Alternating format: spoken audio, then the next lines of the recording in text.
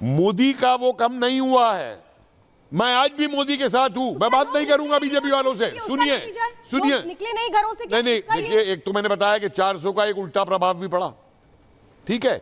दूसरा, एक में इलेक्शन मैंने इलेक्शन कमीशन को ये कहा था कि जो छुट्टी होती है चुनाव वाले दिन, ये छुट्टी नहीं है, ये आप जनता को फैसिलिटेट कर रहे हैं वोट डालने के लिए।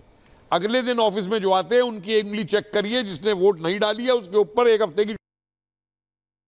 बिल्कुल हो सकता है, ऑस्ट्रेलिया में कंपल्सरी है। इसके बारे में चुनाव कमीशन ने भी समझिए, एक मिनट छोड़िए, कमीशन को छोड़िए, कुछ फिगर्स दिखानी है हमें ग्राफिक्स में, उसके लिए सुहेल गए। मैं एक बार बता रही हूँ कि जो इलेक्शन कमीशन ने भी कल माना है कि भाई गर्मी में एक तो चुनाव नहीं होने चाहिए, उस पे से जो फ्राइडे और मंडे का इलेक्शन हो जाता है उससे बहुत से लोग ऐसे हैं जो वोटिंग से बचते हैं, क्योंकि एक तरह का एक वीकेंड हो जाता है। तो ये खुद इलेक्शन कमीशन ने माना। बड़ी बात नेशनल पिक्चर है, ये जो 233 है, ये जो इंडिया गठबंधन के 233 है, मुझे ये भी समझना है कि अब की जो मोदी सरकार बनेगी, या फिर मैं उसे कहूं कि जो एनडीए की सरकार बनेगी, उसको आप पुष्पेंद्र जी कैसे देख रहे हैं? क्योंकि ये नंबर्स है 291, जो 400 पार की बात कर रही थी वो नहीं है, 300 भी बीजेपी के अपने बूते पे नहीं है, बल्कि 272 भी बीजेपी के पास नहीं है। तो ये जो नई मोदी सरकार का प्रारूप है, ये कैसा होगा? मैं साफ साफ कह रहा हूं कि भारतीय जनता पार्टी अपने बल पे अगर सरकार नहीं बनाने की पोजीशन में है तो उनको इतने लोग डिक्टेट करेंगे, इतनी खींचातानी होगी, उसमें हो सकता है कि माइनस मोदी भी बात आए, और उसके बाद में जो भी सरकार बनेगी वही गठबंधनों की बनती रहेगी जैसे पहले बनती है, जिसको हम लोग क्रिटिसाइज करते रहे। तो वो बार्गेनिंग बहुत ज्यादा होगी और उस बार्गेनिंग में दूसरी पार्टियां ज्यादा बड़ा रोल प्ले करेंगी और बीजेपी की ताकत कम होगी। और उसमें हो सकता है कि बहुत सारे लोग, मैंने पहले भी कहा कि भारतीय जनता पार्टी की जो प्रेजेंट पोजीशन है वो इंटरनल कन्फ्लिक्ट के लिए है, उसमें बहुत सारे लोग मोदी से नाराज हैं। नीतीश कुमार दिल्ली आए हुए थे, मैं वही कह रहा हूं कि अभी जो सबसे बड़ी बात है कि सरकार तो आएगी अपनी जगह, लेकिन इस सरकार की हनक वो नहीं होगी जो 14 और 19 में थी। जो डिसीजन जिस तरीके से होते वो नहीं होंगे।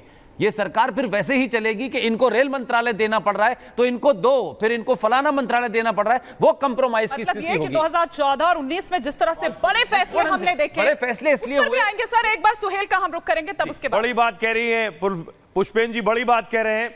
जो बात वो कहना चाह रहे हैं, वो कह रहे हैं कि जिस रौला के साथ ये सरकार 14 और 19 में चल रही थी, ये जो आपके सामने रुझान आ रहे हैं, ये रुझान ये बता रहे हैं क्या सरकार अब कुछ प्रेशर में होगी, सहयोगियों के प्रेशर में होगी।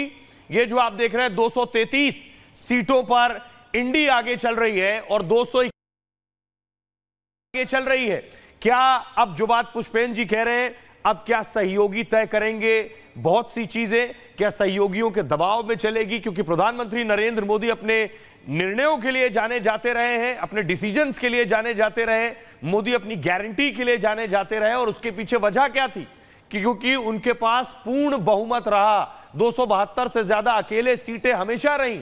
इस बार आप देखिए बीजेपी की अकेले सीटें 236 के आसपास है, 272 अकेले नहीं है, 291 में सहयोगी भी है। अब सहयोगियों को साथ लेकर दोनों हाथ पकड़कर चलना पड़ेगा।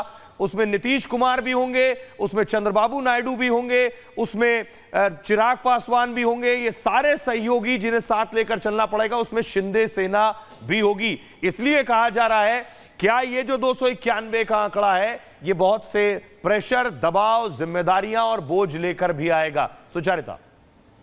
बिल्कुल।